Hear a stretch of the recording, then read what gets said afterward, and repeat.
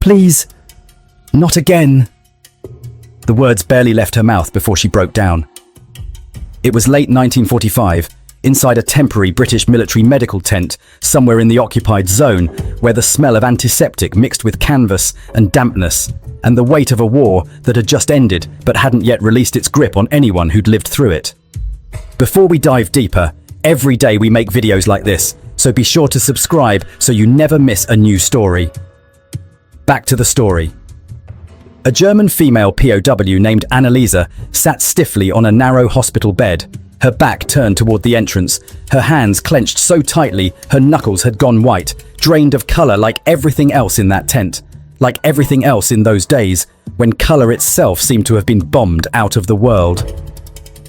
She'd been brought in that morning with dozens of others, processed through the camp's intake system with the mechanical efficiency of an army that had done this thousands of times before, sorted and catalogued and assigned a number that would follow her through however long this captivity would last. And she'd said nothing during any of it, not a single word, just nodded when required and moved when directed, and kept her eyes down the way she'd learned to keep them down over the past several months. The camp itself was a sprawling complex of tents and hastily constructed wooden buildings that had been thrown up in the weeks following Germany's surrender, designed to house the massive influx of prisoners who were flooding in from every direction as the Wehrmacht disintegrated and soldiers either surrendered en masse or were captured trying to flee eastward away from the advancing Soviet forces.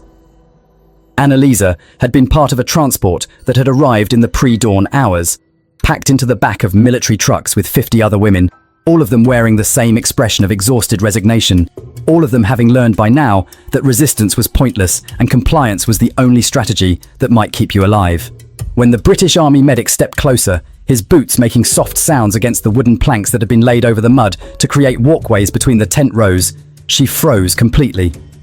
Every muscle in her body going rigid in a way that suggested this wasn't just tension but something deeper, something that had been carved into her nervous system through repetition and trauma.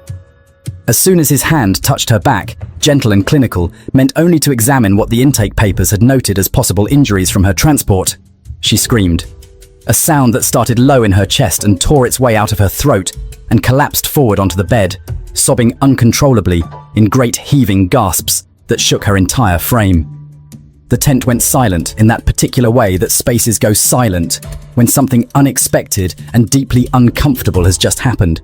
when people don't know whether to look away or step forward or pretend they hadn't noticed. The other patients waiting for examination, a mix of German POWs with various complaints and injuries, shifted uncomfortably on their benches, some looking toward the commotion with curiosity, others deliberately turning away as if they understood exactly what kind of trauma could produce that response and wanted no part of acknowledging it. Guards moved instinctively toward the bed, their hands going to their weapons, not from any real threat, but from the trained response of soldiers who'd spent years in situations where any sudden movement could mean danger. They thought she was resisting treatment, thought perhaps this was some form of protest, or that she'd been concealing something, the kind of suspicion that had become second nature in a war where deception had been a survival tool on all sides. One of the guards, a younger soldier who couldn't have been more than 20, started to reach for her arm to restrain her, operating on the assumption that this was some kind of episode that needed to be controlled before it spread or caused further disruption to the day's schedule. But the medic, a man named Thomas Whitmore, who'd seen more wounds and more broken people than he cared to count in the 4 years he'd been with the Royal Army Medical Corps, immediately stepped back, his hands raised in a gesture that was both surrender and reassurance, and he spoke sharply to the guard in a tone that carried authority despite its quiet volume, telling him to stand down, to give her space, to understand that this wasn't defiance or danger, but pure terror. He hadn't expected fear like that, not from a simple examination, not from the kind of routine medical contact he performed dozens of times every day, and the realization of what that fear meant hit him with an almost physical force. Thomas had enlisted in 1941, had trained at a military hospital in Kent before being shipped to North Africa, where he'd learned battlefield medicine in the chaos of the desert campaign, and he'd thought by now that he'd seen every variation of human suffering that war could produce. He'd treated men with limbs blown off who begged him to let them die, had worked through artillery barrages with his hands inside chest cavities, trying to stop bleeding that wouldn't stop, had watched infection take soldiers who'd survived their initial wounds only to succumb days later to gangrene or sepsis. But somehow, this moment felt different, felt more personal in a way he couldn't immediately articulate. It wasn't pain she feared, though there was plenty of that in her recent history, plenty of physical suffering that the war had distributed with cruel democracy across everyone who'd been caught in its machinery. It was being touched at all, the sudden contact of hands that came without warning, that appeared from behind her where she couldn't see them coming, that reminded her of all the other times in the past months when hands had appeared and touch had meant something else entirely, something that had nothing to do with healing or care or medical necessity. The war had taught her that sudden hands meant violence or violation or both, had trained her body to respond to unexpected contact with panic and dissociation, and the kind of fear that lives in the bones long after the immediate danger has passed. Annalisa had been conscripted into the Women's Auxiliary Corps in late 1944, when Germany was scraping the bottom of its manpower reserves and pressing anyone capable of holding a rifle or operating a radio into service. And she'd spent 6 months working as a communications operator in a command post that had been steadily retreating westward as the Allied forces advanced. She'd watched her unit disintegrate over those months, had seen friends killed in air raids and others simply disappear during the chaos of evacuation. And in the final weeks before surrender, she'd experienced things that she would never speak about in detail, not even decades later when the nightmares had finally begun to fade, things that had taught her body to interpret any unexpected touch as the beginning of something terrible. So the medic did something no one expected in a military camp in 1945, where efficiency was prized and prisoners were processed, and schedules had to be maintained regardless of individual circumstances. He spoke softly, his voice barely above a whisper, explaining in careful English and then in his limited German what he needed to do and why, describing each step of the examination before he would attempt it, making himself visible before he made any move toward her. His German was halting and accented, learned from a phrase book during quiet moments between casualty surges, but he managed to communicate the essential points, that he needed to check for injuries, that he wouldn't touch her without warning, that she could tell him to stop at any moment. He waited, standing there in the cold tent with a line of other patients waiting outside, and his commanding officer likely to ask why the examinations were taking so long. But he waited anyway, because something in that scream had cut through all the professional distance he'd built up over years of wartime medicine. For the first time since her capture, since the chaos of the final weeks when her unit had been overrun and scattered, and she'd been swept up in the mass of surrendering Wehrmacht personnel, no one rushed her forward, no one barked orders in a language she was still struggling to understand, no one forced her to comply immediately or face consequences. He told her she could say no, that she could take time, that he would come back later if she needed him to. And the shock of being given that choice after months of having no choices about anything, least of all about her own body, seemed to break something loose in her that had been held rigid by pure survival instinct. She nodded finally, after several long minutes, during which Thomas simply stood there at a respectful distance, making himself smaller somehow despite his height, keeping his hands visible and his posture open and non-threatening in the way you might approach a wounded animal that had learned to expect cruelty. She turned slightly so she could see him, needed to see his face and his hands and know where they were at every moment, needed that small measure of control even if it was barely anything, even if she was still a prisoner in a foreign camp at the mercy of her captor's policies and moods. Her eyes, when she finally looked at him directly, were red-rimmed and exhausted, carrying the particular weight of someone who hadn't slept properly in weeks or maybe months, who'd been operating on adrenaline and fear for so long that the sudden absence of immediate danger left her feeling unmoored and uncertain about how to exist in this new reality. He moved slowly, narrating each action before performing it, asking permission with each step in a way that probably looked absurd to the guards who were used to the streamlined processing of prisoners, but he kept doing it anyway, kept treating her not as a number or a problem to be managed, but as a person whose terror was real and deserved acknowledgement. He examined her back where she'd indicated pain, finding bruises that were several days old, probably from being jostled in the transport truck, nothing that required treatment beyond time and rest.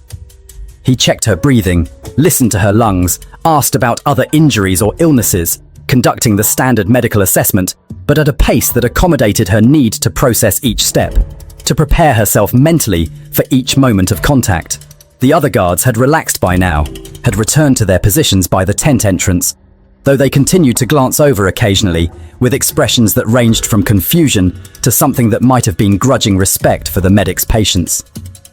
Years later, decades after the camps had been dismantled and the prisoners had been processed and released and had tried to build new lives in the ruins of what Germany had become, Annalisa would tell this story to her daughter,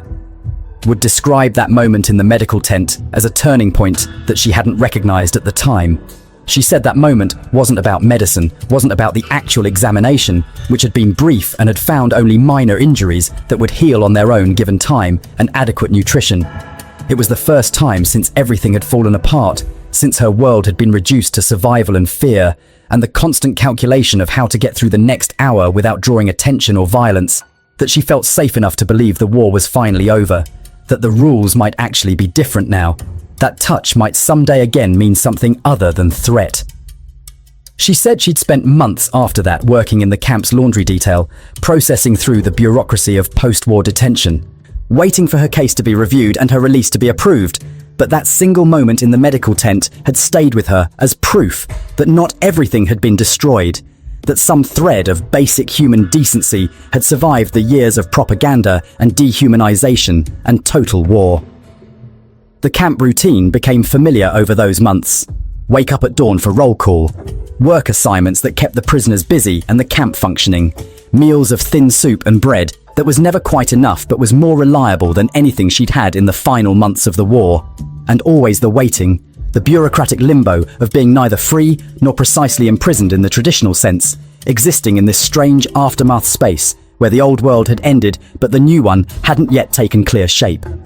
She never saw Thomas Whitmore again after that day, never got the chance to thank him or explain what his patience had meant, but she carried the memory of it forward into her life after the war, into the long process of rebuilding and healing and learning to live with what couldn't be forgotten but might eventually be survived. She was released in early 1946, given a set of papers and a small amount of money and directions to the nearest displaced persons processing center, and she made her way back to what had been her home city to find it largely reduced to rubble, her family's apartment building just a shell, with daylight visible through the gaps where walls had been. Her parents and younger brother missing, with no way to know if they'd evacuated or been killed or were somewhere else in the chaos of post-war Germany, looking for her, just as she was looking for them. She eventually found work in a restaurant kitchen, married a man who'd lost his first wife in the bombing of Dresden, had 2 children who grew up in the Federal Republic and never quite understood what their parents' generation had lived through, became a grandmother who baked excellent stollen at Christmas and rarely spoke about the war years, except in the vaguest terms. The medic himself would die in 1987, would take with him thousands of such moments from the war years, most of which he never spoke about to his family. But his granddaughter would find his journals years later and discover a single entry from November 1945 that mentioned a German POW in the medical tent who taught him something important about the difference between treating injuries and treating people, about how the war's damage ran deeper than shrapnel and infection, and that healing required more than just technical skill and proper supplies. He'd written about how that moment had changed something in his approach to medicine, had made him more attentive to the unspoken trauma that patients carried, more willing to slow down and make space for fear and grief and all the messy emotional realities that accompanied physical illness or injury. He'd gone on to practice as a general physician in a small town in Yorkshire after the war, had delivered babies and set broken bones and sat with dying patients through long nights, and he'd carried forward the lessons from that tent into every interaction. The understanding that sometimes the most important thing a doctor could do was simply to wait, to offer choice where none had existed before, to treat each who knew her as a strong woman who'd endured hardship but rarely discussed the specifics. The 2 families, the medics and the former prisoners, would remain forever unknown to each other, separated by language and geography and the simple vastness of history, but connected by that single moment of human decency in a temporary medical tent in 1945. A moment that had rippled forward through both their lives in ways neither of them fully recognized at the time. A small act of kindness and patience that had stood against the machinery of war and dehumanization, and had somehow managed to affirm that even in the worst circumstances, even when systems and nations and entire civilizations had descended into barbarism, individual person as worthy of dignity and respect, regardless of their circumstances. The granddaughter, reading these journals in the attic of her deceased grandfather's house, while sorting through his belongings, would feel a complicated mix of emotions, pride in his compassion, but also a kind of grief for all the stories he'd never told, all the moments of connection and humanity that had been locked away in these private pages rather than shared with the family who'd loved him. She would wonder about the woman in the tent,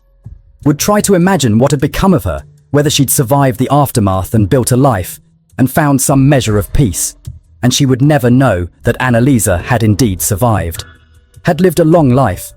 had died peacefully in 1998, surrounded by children and grandchildren who could still choose to see each other as human, could still offer gentleness where cruelty was expected, could still create small pockets of safety and dignity in the midst of overwhelming chaos and suffering. If this story moved you, subscribe to the channel. There are many more real accounts like this. Don't miss the next one.